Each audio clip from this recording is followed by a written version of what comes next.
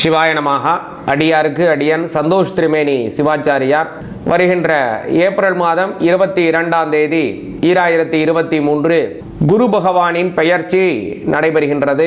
சற்றேறக்குறைய ஒரு வருடங்களுக்கு மேலாக குரு பகவான் மேஷ ராசியிலே வீற்றிருந்து சரியாக 2024 மே மாதம் 1ஆம் தேதி வரை மேஷ ராசியிலிருந்து அதற்கு மேல் ரிஷப ராசிக்கு பெயர்ச்சி அடைகிறார். இந்த மேஷ ராசியில் இருக்கக்கூடிய சமயத்தில் எவ்வாறு தனது பலாபலன்களை 12 ராசிகளுக்கும் வழங்குகிறார், சிம்ம ராசிக்கு உண்டான பலன்கள் இந்த குரு பெயர்ச்சினாலே பார்ப்போம். அதற்கு முன்பாக நமது டிவோட்டி நேஷன் தமிழ் சேனலை சப்ஸ்கிரைப் செய்து உடனுக்குடன் ஆன்மீக தகவல்கள் உங்களுக்கு வருவதை உறுதி செய்ய வேண்டுகிறோம். பொதுவாகவே சிம்ம ராசிக்காரர்களுக்கு குரு பகவான் காலச்சக்கர அமைப்பினுடைய படி பார்த்தோம் அப்படின்னா 5ஆம் பாவத்திற்கும் 8ஆம் பாவத்திற்கும் அதிபதியாக இருக்கக்கூடியவர் குரு பகவான்.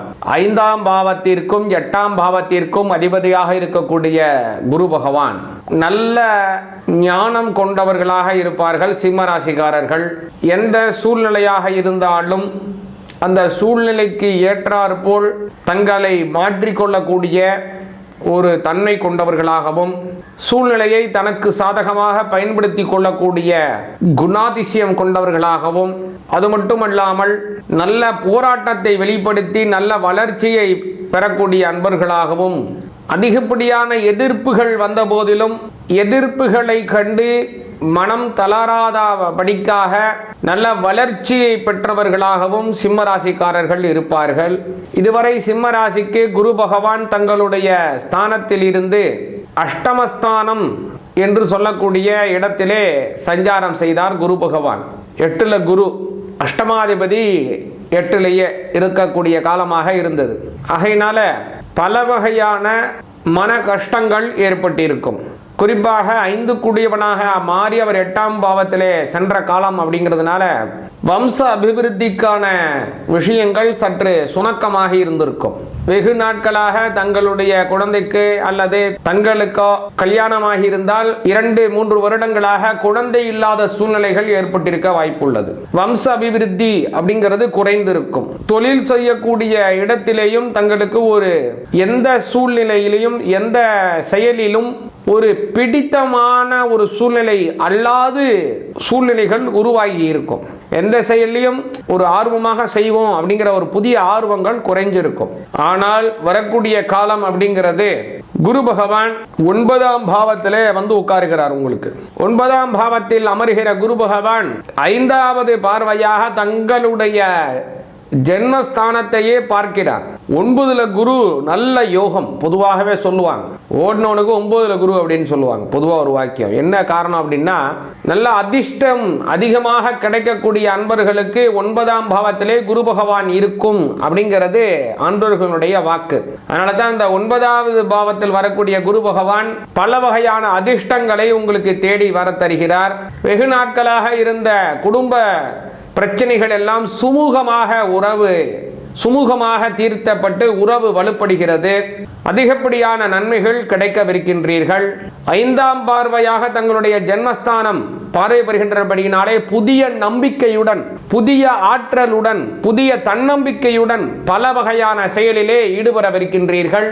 7வது பார்வையாக தங்களுடைய 3வது ஸ்தானம் பார்வை பெறுகின்றபடியினாலே சகோதர சகோதரி வர்க்கத்திலே நல்ல நன்மைகளை தருகிறார். ஆகையினால சகோதர சகோதரியின் மூலமாக கூட்டு தொழில் செய்வதற்கான வாய்ப்புகள் தேடி வருகிறது. அவர்கள் மூலமாக புதிய தொழில்கள் துவங்கி அதிலே லாபங்கள் பெறுவதற்கான வாய்ப்புகளை ஏற்படுத்தி தருகிறார். அதே போல 5ஆம் பாவம் பார்வை பெறுகிறது குரு பகவானினுடைய 9ஆம் பார்வையினாலே. அதனால குழந்தை இல்லாதவர்களுக்கு குழந்தை பாக்கியம் கிடைக்கவிருக்கின்றது. திருமணம் ஆனவர்கள், திருமணமாகி வெகு நாட்களாக குழந்தை இல்லாத சிம்மராசிக்காரர்களுக்கும் வரக்கூடிய காலத்தில் குழந்தை பாக்கியம் கிடைக்கின்றது. அதே போல தங்கள் சிம்ம ராசிக்காரர்கள் இல்லத்தில் இருக்கக்கூடிய பையன் பொண்ணுக்கெல்லாம் கல்யாணமாகி ரொம்ப நாள் ஆச்சு, அவங்களுக்கு குழந்தை இல்லை என்றாலும் குழந்தை பாக்கியம் கிடைக்கும். அதாவது வம்ச அபிவிருத்தி ஏற்படக்கூடிய தன்மையை உருவாக்கி தருகிறார் குரு பகவான். மேலும் பல வகையான நன்மைகளை வழங்குகிறார். மகா நட்சத்திரத்தில் பிறந்தவர்களுக்கு இந்த குரு பெயர்ச்சினாலே புதிய அதிர்ஷ்ட யோகங்கள் பெறவிருக்கின்றார்கள். பூர நட்சத்திரத்தில் பிறந்தவர்களுக்கு குரு பகவானினுடைய பெயர்ச்சியினாலே தொழில் ரீதியான நல்ல வளர்ச்சியும் தொழிலில் இருக்கக்கூடிய கல்வி அறிவும் அதிகரிக்கக்கூடிய தன்மையும் உருவாக்கி தருகிறார். உத்திரம் நட்சத்திரம் முதல் பாதத்தில் பிறந்தவர்கள் சிம்ம ராசியில் வருவார்கள். அவர்களுக்கு இந்த குரு பெயர்ச்சி கலை சார்ந்த துறையின் மூலமாக பல நன்மைகளை வழங்குகிறார். நல்ல வெற்றி வாய்ப்புகளை உருவாக்கி தருகிறார். சகோதர சகோதரி வர்க்கத்தில் நீண்ட நாட்களாக இருந்த பகைகளை மறைய செய்து அவர்களுடன் ஒரு சுமூகமான உறவை தங்களுக்கு ஏற்படுத்தி தருகிறார். மேலும் இந்த குரு பெயர்ச்சியின் மூலமாக சிம்ம ராசிக்காரர்களுக்கு நன்மைகள் அதிகமாக கிடைக்க மகாலட்சுமியை வெள்ளிக்கிழமை தோறும் வழிபாடு செய்து வந்தார்களே ஆனால் நன்மைகள் சற்று அதிகமாக கிடைக்கப் பெறுவார்கள். சிவாய நமக.